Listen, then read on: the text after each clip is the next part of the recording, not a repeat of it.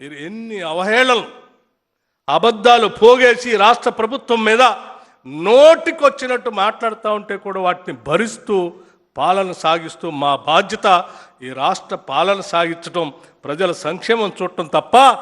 వీళ్ళు మాట్లాడేటువంటి స్థాయికి దిగజారిపోయి మేము మాట్లాడాల్సినటువంటి ఆలోచన చేయకూడదని మేము చాలా గౌరవంగా ఈరోజు పాలన సాగిస్తూ ముందుకు పోతా ఉన్నాం. అయినా కూడా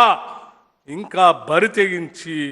లేని ఉన్నట్టుగా ఉన్నాయి లేనట్టుగా కట్టుకథలు సృష్టించి రోజుకొక అబద్ధపు ప్రచారంతో ఈరోజు రాష్ట్రం మీద బరి తెగించి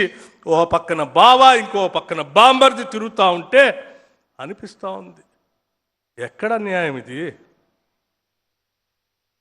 ఎక్కడ న్యాయం ఇది? 10 సంవత్సరాలు లూటీ చేసి దోపిడీ చేసి పోయింది కాక ఇంకా తగుదనమ్మా బయటకు వచ్చి మాట్లాడుతూ ఉంటే తప్పదేగా వాస్తవాలు రాష్ట్ర ప్రజలకు చెప్పకుండా ఉండలేమనేటువంటి ఆలోచనతో ఈరోజు లెక్కలతో సహా మీ అందరికీ చెప్తూ, మాకు ఎన్ని కష్టాలు వచ్చినా ఎన్ని ఆర్థికపరమైన ఇబ్బందులు ఉన్నా ముఖ్యమంత్రి గారు క్యాబినెట్ ఒకటే మాట చెప్తా ఉన్నారు, మనం ఈ రాష్ట్రంలో ఉన్న రైతాంగ సోదరులకి మాటిచ్చాం, రైతు భరోసా చేస్తామని చెప్పాం. 600 అయినా 106 అయినా తప్పనిసరిగా రైతు భరోసా చేసి తీరాల్సిందే చేస్తామని చెప్పి ఈరోజు ఆలోచన చేసి మీ ముందుకు వచ్చి చేస్తూ ఉన్నాం. భవిష్యత్తులో కూడా తప్పనిసరిగా చేసే కార్యక్రమాన్ని చేపడతాం తప్ప మేము అబద్ధాలు చెప్తూ పొద్దు గడిపేటువంటి కార్యక్రమం మాత్రం చేయమని చెప్పి స్పష్టంగా చెప్పటానికే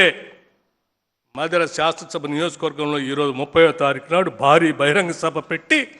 అక్కడ నుంచే ప్రకటిద్దామనంటే కూడా వర్షం పడితే దాన్ని ఏమైనా పోస్ట్పోన్ చేసుకొని 4 రోజులు ఏకుండా ఉంటారేమో అనేటువంటి ఆలోచన కూడా రానియకూడదనే ఆలోచనతోనే ఈరోజు ఇక్కడ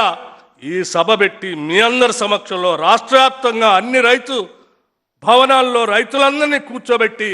వేసే కార్యక్రమాన్ని ఇచ్చిన మాట ప్రకారం 30వ తారీఖు నాడు వేస్తామనంటే వేసే కార్యక్రమాన్ని చేపట్టి ఈరోజు